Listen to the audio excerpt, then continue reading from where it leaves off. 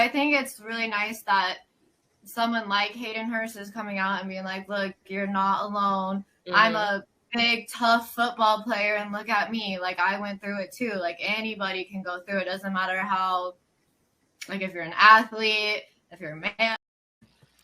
Man, always uplifting people, always trying to find organizations that do great things. Delilah is on the case. What do we have for our cause in the NFL? All right. So again, because the New Year's show, I figured I would share the finalists for the Walter Payton Man of the Year award, which again, it is an award that's given, every year to football players who do excellence on and off the field, right? And when they say off the field, so this is basically what it is. The Walter Payton NFL Man of the Year award recognizes an NFL player for his excellence on and off the field. The award was established in 1970. It was renamed in 1999 after Sweetness. Sweetness is the nickname. I always assume that people know who Sweetness is, and that's my fault. So Sweetness is the name that we gave Walter Payton, and it's because literally he was lights out, right? It was every play we saw was sweet, and even though I covered him during the Versus with Delilah episode, the Sweetness followed him from college, believe it or not. But anyway, so it's named after Walter Payton, also known as Sweetness. And so basically each team nominates one player. So 32 nominees are nominated by their teams, right? To share, they're like, this guy has been like high caliber for us, has been super positive, and has commitment to philanthropy and the community, in the area around where they're from, right? And so they're nominated. I'm not going to share all 32. I'm not going to do that. I'm going to do who's in the running. So I'm going to share just the top 5 because they are voted upon, not just by the, NFL Honoree Association, but fans. You can go on to NFL.com. You can go to NFL Honors.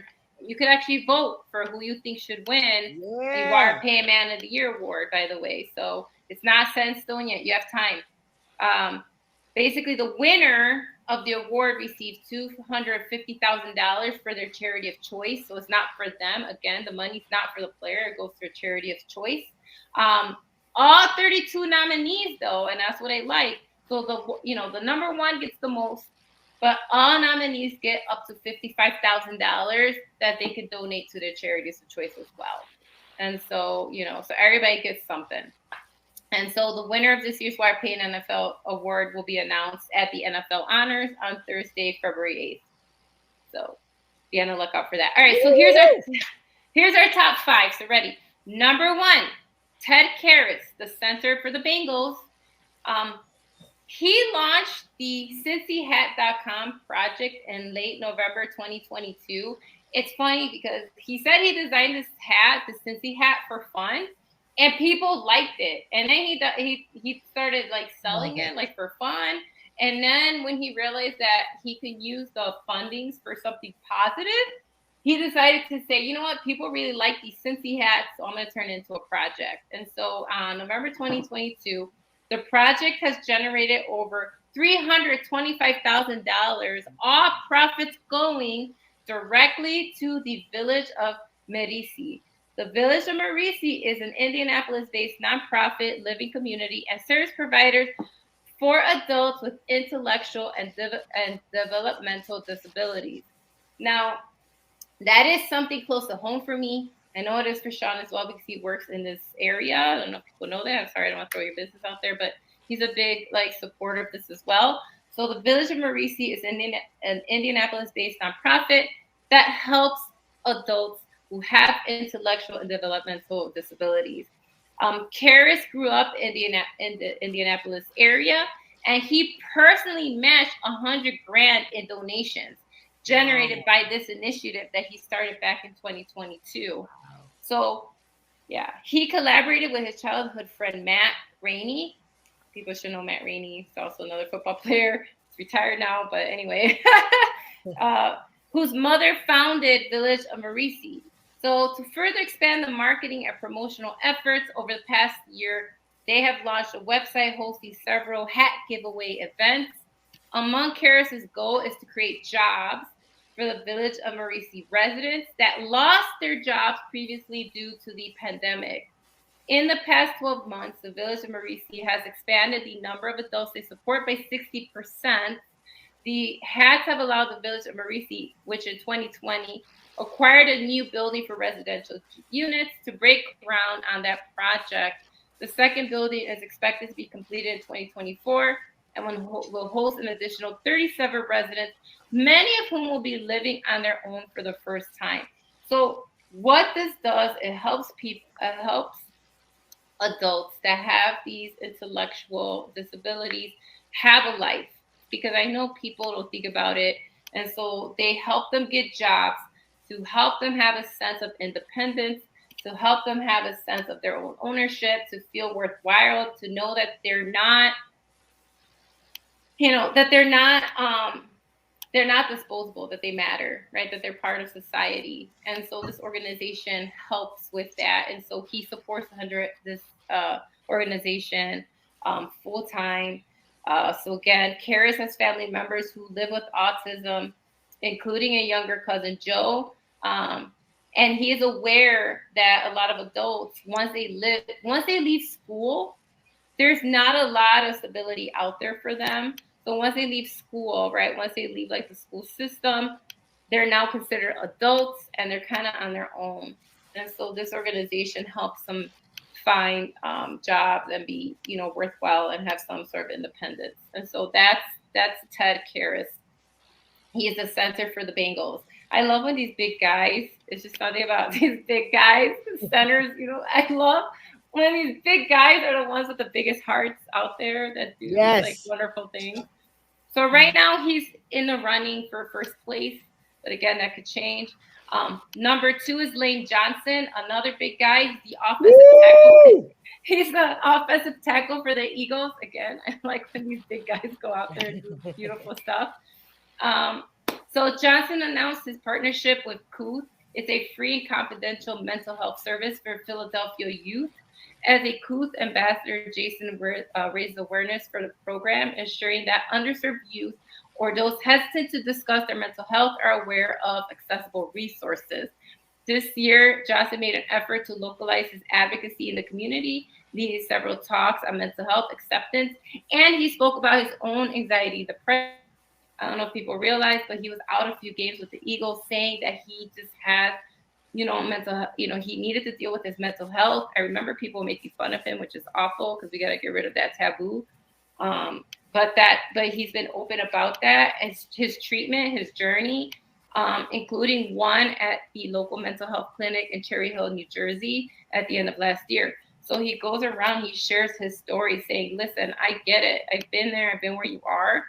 And so he supports, again, this program to, again, get people talking about it and to make sure that they know that's okay and that there's treatment and there's resources that they can go to help them, even if they don't have resources, right? Again, it's making sure that the underserved, those kids and the youth and these people who don't normally have access, that they know that there is access for them, that there's a place for them, that they can find help and they don't have to deal with all these issues on their own.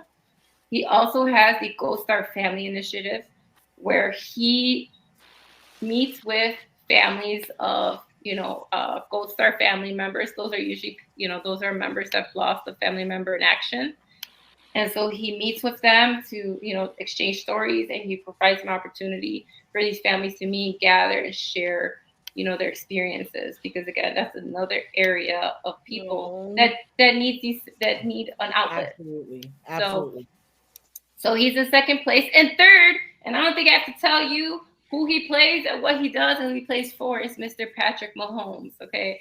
Patrick Mahomes, I know, gets a lot of flack, but he does a lot of good stuff.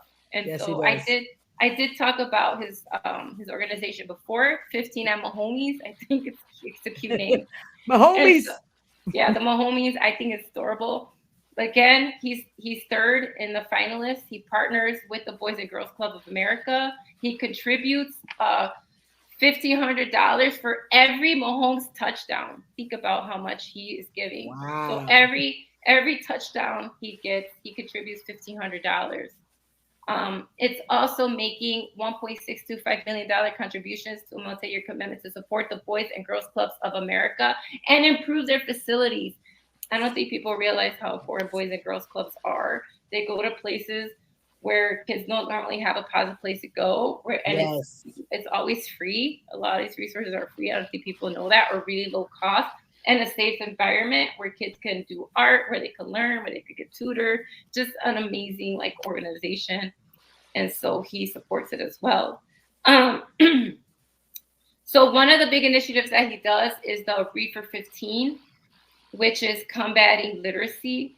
And so basically he's getting people to at least read for 15 minutes, right? Nothing crazy, but to get them to do it. So the Read for 15 program has helped 19,500 students that pledged to participate in this initiative, leading to a 12% increase in reading scores by schools who participate in his initiative.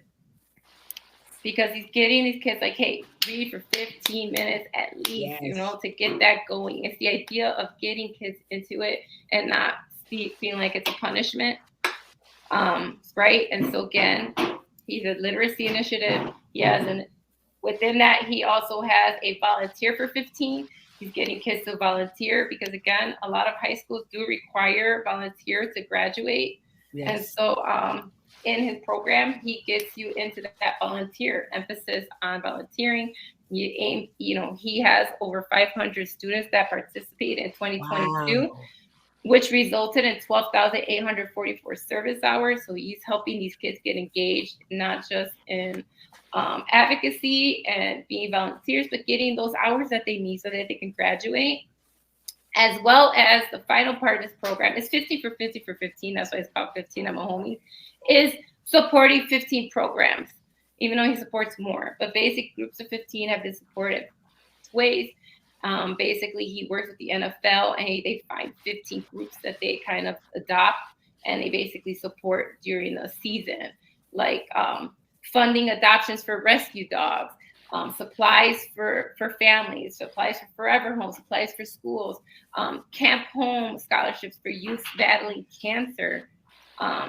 And so it has also outfitted youth football teams with equipment, jerseys, covered educational tutorial programs for urban students, funded scholarships, has supported and aided anti-bullying organizations, and supported the Special Olympics. So whatever we think about Mahomes, he does do a lot with his, with who he is. And so he's not just sitting and using his eliteness, you know what I mean, as a quarterback and being out there and be the current, the guy of football. He's using it to do a lot of good. And so those are your top three. I'm not gonna go over everything that the last two do, but I'm just gonna round up. Number 4 is Harrison Phillips. He's a defensive tackle for Minnesota.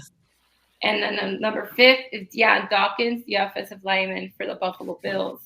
He's also top 5. So they rounded up the top 5 again because they actually support a lot of different organizations within their communities, and they do a lot of good work. And so they are the top 5. And so if you want to learn more about them, if you go to the NFL website, you go to the NFL awards nominees, you can vote for the one you think you should win it all.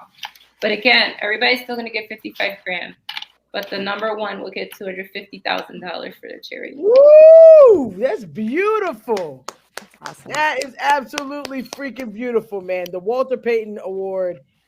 It's it's an amazing award. I mean, these players, not only do they make a lot of money, but they put their money where their mouths are. And they donate, they give back to the communities that they know need help. She just talked about Lane Johnson going through his own struggles and not being ashamed to say it, and not being ashamed to say, I can help people get through it. So I think that these are phenomenal men that are truly putting their money where their mouths are. And I love it. I absolutely love it. Oh man, that was a great cause. All of these players, they deserve it. Like she said, you can vote. Get on the NFL app. We all have it. Please vote. Make your voice heard. Yes. This is what we can do. And at the end of the day, like she said, they all get money and they all get to get money to contribute to these organizations. But let's see who can win a little bit more. And I know one of these stories touched your heart. I know they touched my heart, and I know who I'm voting for.